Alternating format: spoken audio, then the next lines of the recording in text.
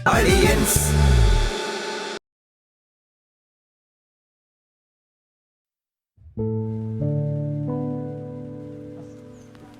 നിർത്തിയിട്ട് കാര്യം പറയുന്നതാവേ. എടാ ഈ പത്രമൊക്കെ വായിക്കണം, എന്നാലേ ലോകവിവരം ഉണ്ടാവുള്ളൂ. അതൊന്നും ഇല്ലാതെ നിന്നോടൊക്കെ ഇത് പറഞ്ഞിട്ട് എന്ത് കാര്യം? എന്ത് ലോകവിവരം, എന്ത് വാർത്ത, നാട്ടിൽ നടക്കണ വല്ല കാര്യങ്ങളും അറിയണോ? ഒന്നും അറിയണ്ടല്ലോ.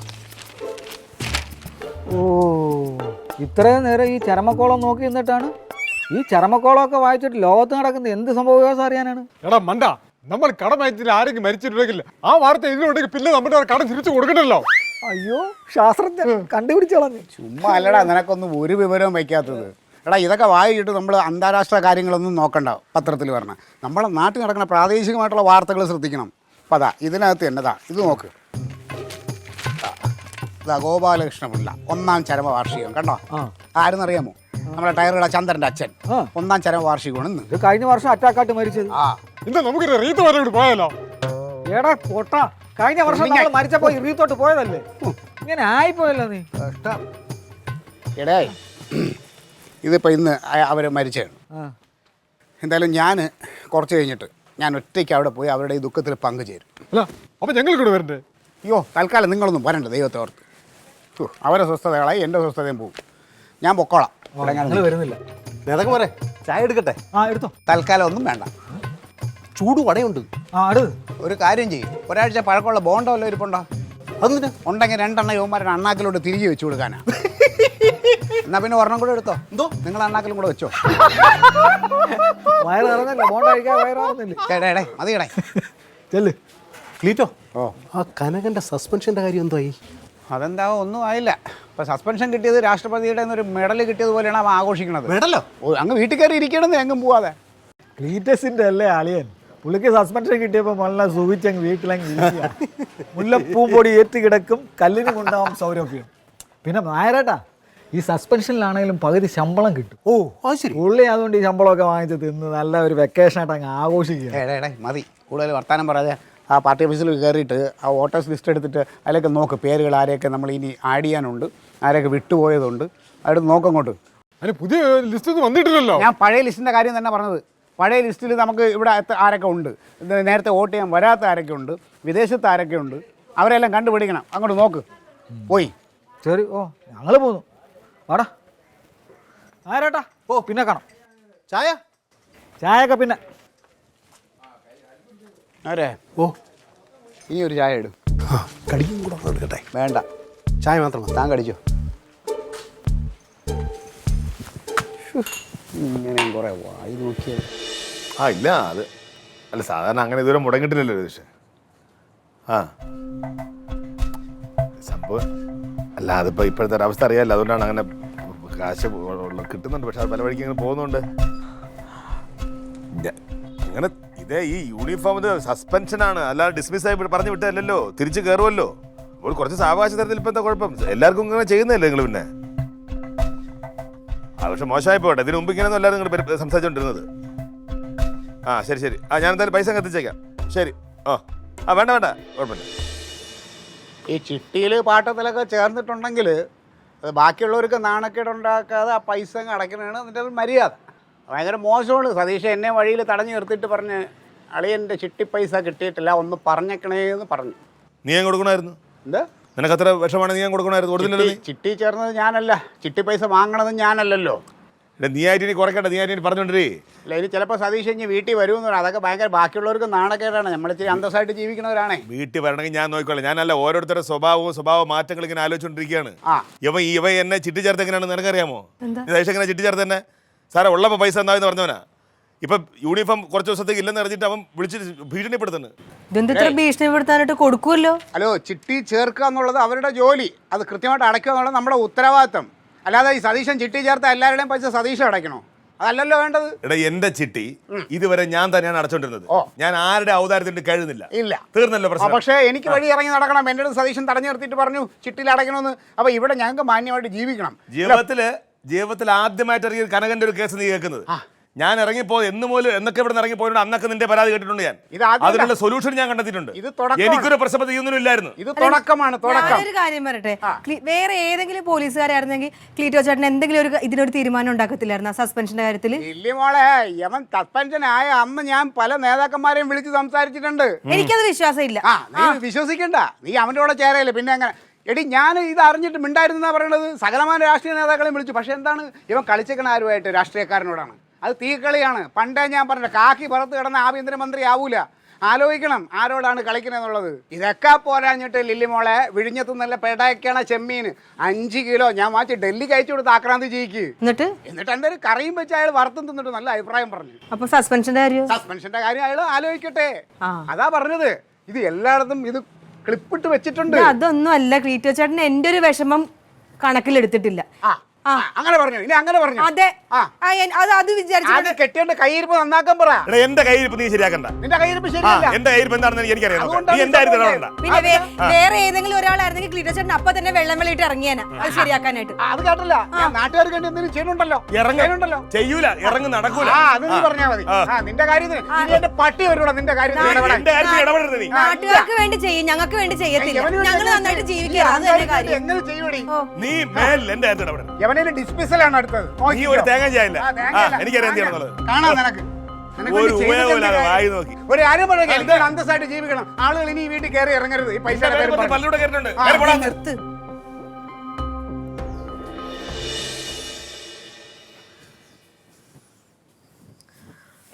ക്ലീറ്റോ ചേട്ടനെ പുറത്തൊന്നും കാണുന്നില്ല കേട്ടാ. സങ്കടപ്പെട്ട് അകത്തിരിക്കുമെന്ന് തോന്നുന്നു.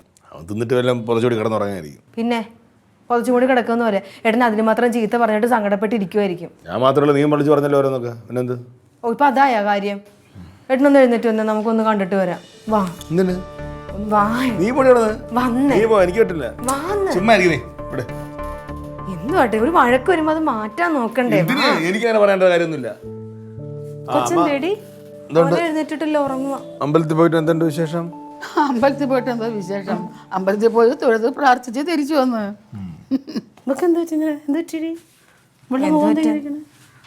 എന്റെ ആങ്ങളെന്നെ ചേച്ചിട്ട് ആങ്ങളെ ആക്ഷേപിച്ച് ഇറക്കി വിട്ടു. അത് തന്നെ കാര്യം. എന്തുവാടാ? ഒന്നുമില്ല, എവിടെ ആവശ്യമില്ലാത്തവരെന്ന് പറയുന്നത്. എന്ത് എന്ത് ഏട്ടനൊന്നും പറഞ്ഞില്ലേ?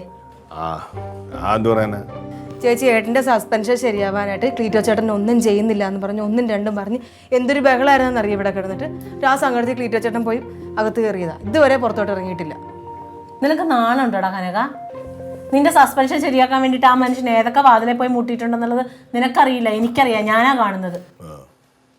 കണക്ക് പറഞ്ഞ എവിടെ പറഞ്ഞ ആവശ്യം? എന്നെക്കാൾ കൂടുതൽ എവിടെ പറഞ്ഞത്? ഇത് തന്നെയാണല്ലോ ആദ്യം തൊട്ടേ പറഞ്ഞുകൊണ്ടിരിക്കണത്. നീ എന്റെ നെഞ്ചത്തോട്ട് പോരിനി. അല്ലെങ്കിൽ ഈ പോലീസുകാർക്ക് ഹൃദയമില്ലെന്ന് പറയുന്നത് സത്യമാണ്. തന്നെ നിങ്ങൾ പറഞ്ഞതാണ് ഞാൻ അവൻ്റെ അടുത്ത് പോയി മാപ്പ് പറയണമെന്നാണ്.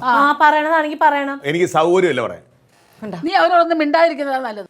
പാടി തങ്കം, ഞാൻ അവനോട് സംസാരിച്ചോളാം. ഇരിക്കണം മുള്ളുമുരുക്ക്. പലതരം മുരുട്ടുകളെ കണ്ടിട്ടുണ്ട്. ഇതേത് ജാതിയാണ്? ദേഷ്യം എന്നോട്.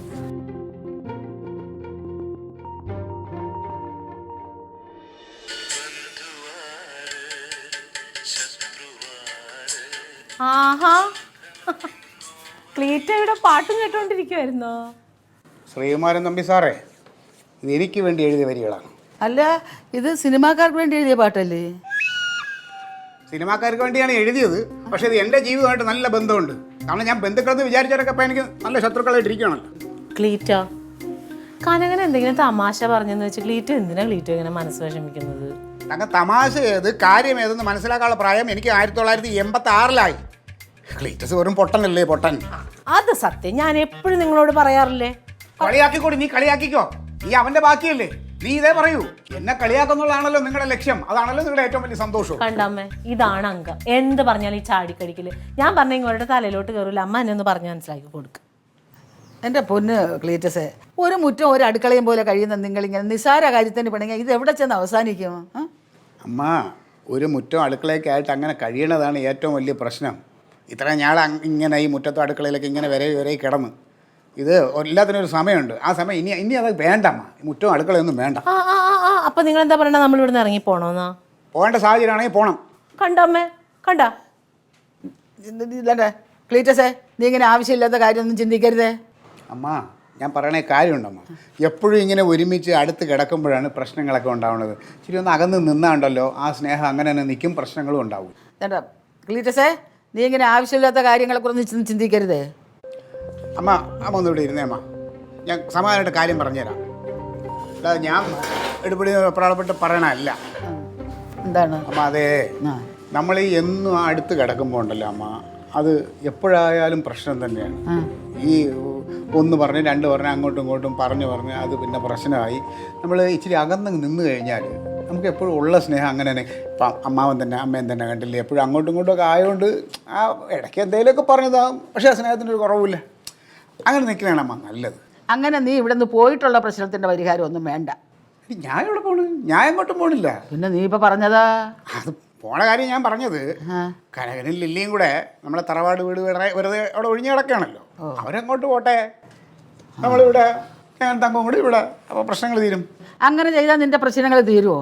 ഏറെക്കുറെ പ്രശ്നങ്ങളൊക്കെ തീരുമോ? ആ, എന്നാൽ പിന്നെ അങ്ങനെയാണെങ്കിൽ അങ്ങനെ ആയിട്ട്. അതല്ലാതെ എന്തോ ചെയ്യാൻ. അമ്മ ഇത് എന്തറിഞ്ഞിട്ട് പറയുന്നത്? നീ ഒന്നും പറയണ്ട, എൻ്റെ മക്കളുടെ മനസ്സമാധാനമാണ് എനിക്ക് വലുത്. അങ്ങനെ ആകുമെങ്കിൽ അങ്ങനെ തന്നെ ആകട്ടെ. ഒരു പ്രശ്നത്തിനൊരു പരിഹാരം കാണുന്നതല്ലേ നല്ലത്. അമ്മയ്ക്ക് ബുദ്ധിയുണ്ടമ്മ. അമ്മയ്ക്ക് കുടിക്കാൻ എന്താ വെച്ചാൽ എന്ത് തണുത്ത വേണോ ചൂട് വേണോ അമ്മ? ഇപ്പം തണുത്തിരിക്കുകയല്ലേ, ചൂട് ചായ കൊടുക്കാം അമ്മയ്ക്ക്. എൻ്റെ അമ്മയല്ലേ എനിക്കറിയാം എന്ത് ചെയ്യണമെന്ന്. ഓ, അമ്മയുടെ ബുദ്ധി മക്കൾക്ക് എന്തമ്മ കിട്ടാതെ പോയത്? ഒന്നിനും കിട്ടിയിട്ടില്ല. പിന്നെ എങ്ങനെയമ്മ കാര്യങ്ങളൊക്കെ? അല്ല, ഞാനൊന്ന് ആലോചിക്കട്ടെ. എന്നല്ല പെട്ടെന്ന് കയറി. ഒരുപാട് വൈകിക്കണ്ട കേട്ടോ. ആ, നീ എന്താടാ ഇങ്ങനെ ഇരിക്കുന്നത്? ഇവിടെ ആരെങ്കിലും ചത്തോ? ചത്താ പിന്നും കുഴപ്പമില്ലായിരുന്നു, എന്നെക്കാളും കഷ്ടമായി പോയത്. നിനക്കിതൊന്നും ഇഷ്ടപ്പെട്ടില്ലെന്ന് എനിക്കറിയാം. അവൻ സമാധാനത്തോടെ കഴിയുന്നത് നിനക്ക് ഇഷ്ടമല്ലല്ലോ. എനിക്ക് ഒരു സമാധാനക്കേടുമില്ല. അല്ല, പണ്ടുള്ള ആൾക്കാർ പറയാറുണ്ട് നമ്മൾ പാത്രം അറിഞ്ഞ് ഭക്ഷണം വിളമ്പണമെന്ന്. അല്ല അമ്മ ഇതെന്തോ അമ്മ കാണിച്ചത്? ഈ വീട് പേരോടൊക്കെ അവൻ്റെ പേര് എഴുതി കൊടുക്കാന്ന് വെച്ചാൽ അവൻ എന്ത് ഉത്തരവാദിത്തം ഉള്ളത്? അവൻ ആലോചിച്ചില്ലേ? എടാ, എനിക്ക് അവന് വിശ്വാസം ഉള്ളതുകൊണ്ട്. എന്നുമല്ല, ഇത്ര നാൾ ഈ വിശ്വാസം ഒന്നും ഇല്ലായിരുന്നല്ലോ. ഇപ്പം എങ്ങനെയാണ് ഇത്ര വലിയ വിശ്വാസം? അതെനിക്ക് മനസ്സിലാവാത്തത്. എടാ, ഉള്ള ജോലി സസ്പെൻഷൻ ആയിപ്പോയി എന്ന് കരുതി നീ വീട്ടിൽ കയറി ഇരിക്കുന്ന പോലെയാണ് അവൻ. അവന് ജോലിയൊന്നും ഇല്ലെങ്കിൽ അവൻ നാട്ടിലിറങ്ങി ഓടി നടന്ന് ഓരോരോ കാര്യങ്ങൾ ചെയ്യുന്നത് കണ്ട. അത് നല്ല ഏട്ടനെന്താ ഇങ്ങനെ ക്ലീറ്റോ ചേട്ടൻ ഇരുന്ന് കുറ്റം പറഞ്ഞുകൊണ്ടിരിക്കണത്? അമ്മക്ക് അത്രക്ക് വിശ്വാസമാണല്ലേ അമ്മ എഴുതി കൊടുക്കണത്. എഴുതി കൊടുക്കട്ടെ, നമുക്ക് അമ്മയുടെ കൂടെ അങ്ങ് തറവാട്ടിൽ പോയി താമസിക്കാം, കുറച്ച് സമാധാനങ്ങളും കിട്ടുമല്ലോ. നീ ഇതെന്തോ അറിഞ്ഞിട്ടേ പറഞ്ഞത്? എനിക്ക് സ്റ്റേഷനിൽ പോകാനൊക്കെ ഇവിടുന്ന് പോകുന്നല്ലേ എളുപ്പം. സസ്പെൻഷനിലായ ഏട്ടന് ഇവിടുന്ന് ജോലിക്ക് പോണ സൗകര്യം നോക്കണ എന്തിനാ?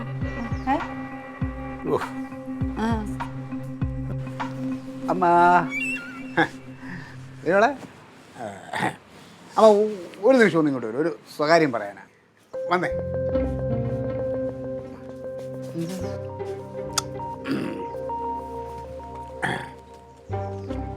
ഒന്നുമില്ല അമ്മ, നമ്മുടെ വീടിന്റെ ആധാരം എവിടെയാണ് ഉള്ളത്?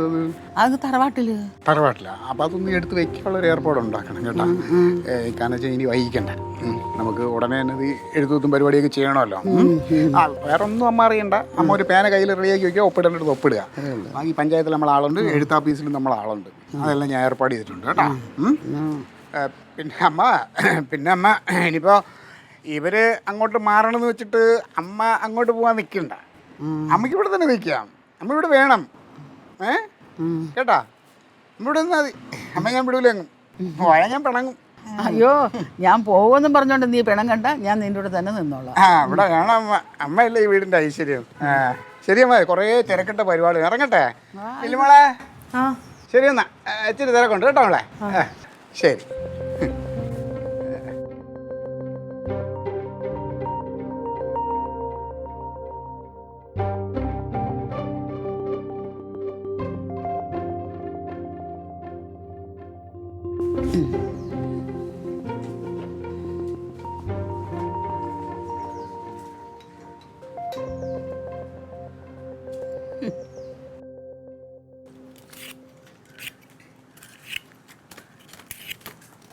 ചേച്ചി കറി എന്തായി?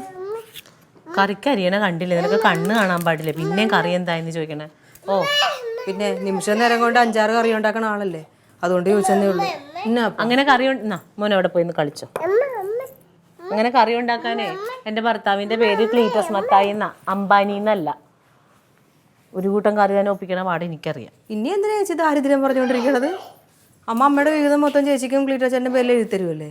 അതെന്താ നീ ഒരു ദാനം ചെയ്യണ പോലൊരു വർത്തമാനം? അങ്ങനെ എഴുതി തന്നെങ്കിൽ അത് നമുക്ക് അവകാശപ്പെട്ട സ്ഥലമല്ലേ? ക്ലീറ്റോനുള്ള അവകാശമുള്ള വീടല്ലേ? എനിക്ക് അവകാശമുള്ളത് നിങ്ങൾക്ക് എഴുതി തരുന്നില്ലേ അവിടെ തറവാട്? പിന്നെന്താ? അതൊക്കെ ശരിയാ. എന്നാലും എന്തെന്നാലും നിനക്ക് എന്തൊരു ബുദ്ധിമുട്ട് പോലെ? എനിക്കൊരു ബുദ്ധിമുട്ടുമില്ല. ഇത്രയും നാളും ഞങ്ങളൊരു കുടുംബമായിട്ട് അവിടെ താമസിച്ചല്ലേ. അപ്പോൾ ഇറങ്ങി പോകുമ്പോൾ ഒരു സങ്കടം വരത്തില്ല, അത്രേ ഉള്ളൂ. അതിനത്ര സങ്കടപ്പെടേണ്ട കാര്യമൊന്നുമില്ല.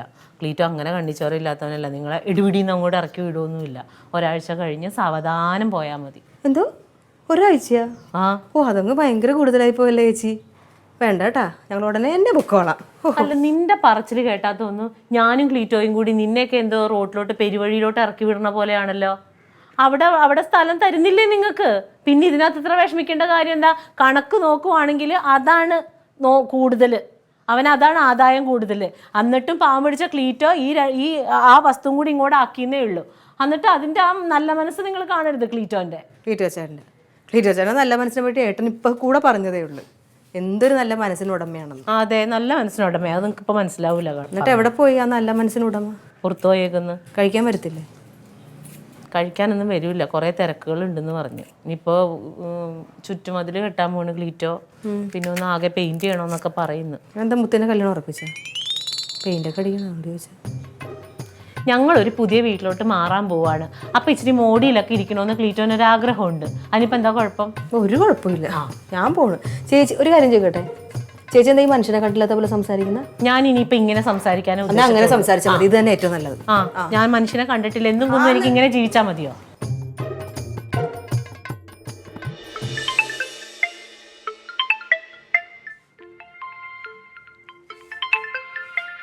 സെബാസ്റ്റ്യൻ സാറാ? Hello sir. അതെ. ഇല്ല, അങ്ങനെ കൊടുത്തിട്ടൊന്നുമില്ല. അങ്ങനെ ഒരു ചർച്ചയുണ്ട് തറവാട്ടിൽ.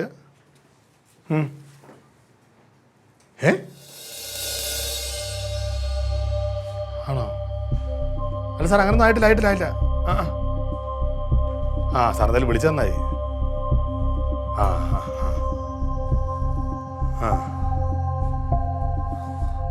ശരി സാർ, ഞാൻ എന്തായാലും വിളിക്കാം. ഞാൻ ഇനി പറഞ്ഞിട്ട് മതി എന്തെങ്കിലും കേട്ടോ.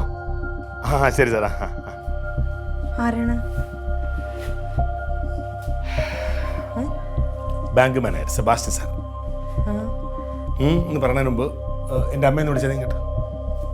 അമ്മയെ വിളി, കാര്യം പറയാം അമ്മയോട്. എടാ, നീ ആളെ വിട്ട് വിളിപ്പിക്കാൻ ഞാൻ നാട് വിട്ടൊന്നും പോയിട്ടില്ലല്ലോ. ഇങ്ങനെയാണെങ്കിൽ നാട് വിട്ട് പോയിട്ട് വരും. എന്താന്ന്? എടാ, നീ കാര്യം തുടങ്ങി പറവല്ലോ. സഹകരണ ബാങ്കിൽ നിന്ന് ബാങ്ക് മാനേജർ സെബാസ്റ്റ്യൻ സാറാണ് വിളിച്ചത് തന്നെ. നമ്മുടെ ഈ വീട് ലോൺ വെക്കാൻ പോണാന്ന്. ആര് ലോൺ വെക്കാൻ പോണു?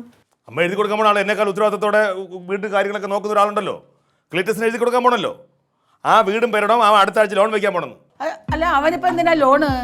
അവൻ ഇവിടെ നിന്ന് ഇറങ്ങിയ എവിടം വരെ ചെല്ലുമോ അവിടം വരെ കടമാണ്. പോരാത്തിന് ഇല്ലാത്ത കുറെ ബിസിനസ് അങ്ങ് തുടങ്ങും, അതങ്ങ് പൊട്ടും. അതിന് കടം കൊടുക്കണ്ടേ, കടം വീട്ടണ്ടേ? അതിനുവേണ്ടി ഈ വീട് ലോൺ വെക്കാൻ പോണം. വെറുതെ ക്ലീറ്റോ ചേട്ടനെ കുറ്റം പറയാൻ നിൽക്കല്ലേ. എന്ത് ആരെങ്കിലും എന്തെങ്കിലും വിളിച്ചു പറഞ്ഞെന്ന് വെച്ചിട്ട്? ബാങ്ക് മാനേജറാണ് ആരെങ്കിലും. സാറിന് എന്നെ പരിചയം രക്ഷപ്പെട്ട്. രണ്ടും കൂടെ ഇവിടെ കിടന്ന് തല്ലുകൂടണ്ടെന്ന് കരുതിയാൽ ഞാൻ അങ്ങനെ ഒരു പണി നോക്കിയത്. എഴുതി കൊടുക്കുന്നതിന് മുമ്പ് തന്നെ അത് ഈട് വെച്ച് അവൻ ലോൺ എടുക്കാൻ പോകണം. ഞാൻ ഉണ്ടാക്കിയ കുറുക്ക് ഞാനായിട്ട് തന്നെ മാറ്റി കൊടുക്കാം. അവൻ ഇനി വരട്ടെ. മാറ്റിയാൽ മതി. അല്ല, ഇനിയിപ്പോ എന്ത്? ഉണ്ടാക്കിയ കുറുക്ക് അഴിച്ചോളാന്ന് പറഞ്ഞല്ലേ, പിന്നെ എന്ത്? തീർക്കട്ടെ.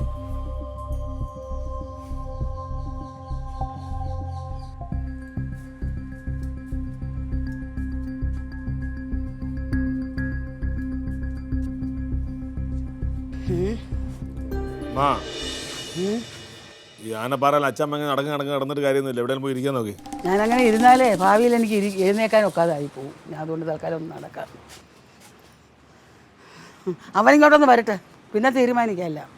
വെറുതെ ആരും ക്ലീറ്റോനെ സംശയിക്കേണ്ട. ക്ലീറ്റോ വേറെ എന്തെങ്കിലും ഉദ്ദേശത്തിലായിരിക്കും ബാങ്കിൽ പോയത്, അല്ലാതെ അങ്ങനെ ക്ലീറ്റോനെ അങ്ങനെ മുദ്രകുത്തണ്ട. പോയി ലോൺ എടുക്കാൻ പോയത് രാഷ്ട്ര പുരോഗതിക്ക് വേണ്ടിയിട്ട്, രാഷ്ട്രത്തിന് സമർപ്പിക്കാനായിട്ട് ലോൺ എടുക്കാൻ പോയതാണ്. നിനക്ക് ഇപ്പോഴും അവനെ മനസ്സിലായിട്ടില്ലടി. ആ പരിചയമുള്ള ബാങ്ക് മാനേജറായിരുന്നു കണ്ടല്ലേ. ഇവിടെ ജപ്തിയാ വരുമ്പോഴേ നമ്മൾ അറിയുള്ളൂ. ഞാനത്ര മണ്ടിയൊന്നും അല്ല എൻ്റെ പേര് കിടക്കുന്ന വസ്തു അവൻ്റെ പേര് എഴുതി കൊടുക്കാൻ.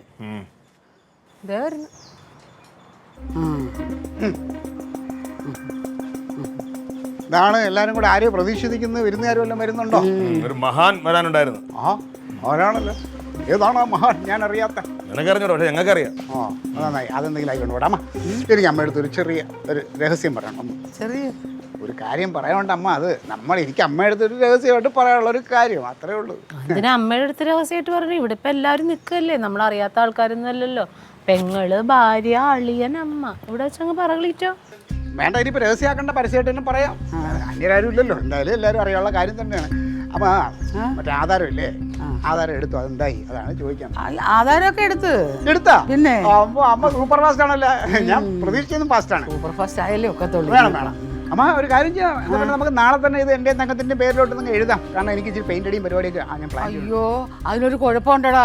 എന്ത് കുഴപ്പം? ആധാരം എടുത്ത് വായിച്ചു നോക്കിയപ്പോഴുണ്ടല്ലേ ഈ പിള്ളേരുടെ തന്ത അതി ഒരു കുഴപ്പം എഴുതി വെച്ചിരുന്നു.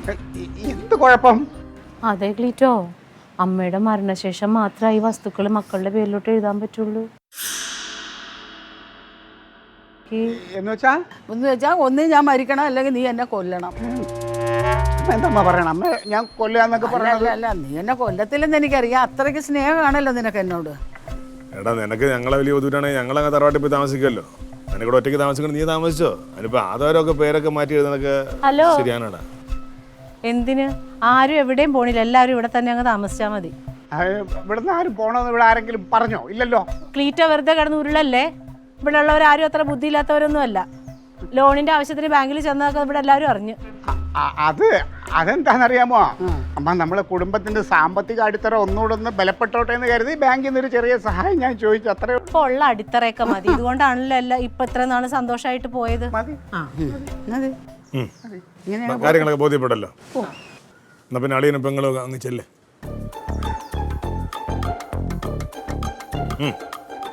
വാ വാ.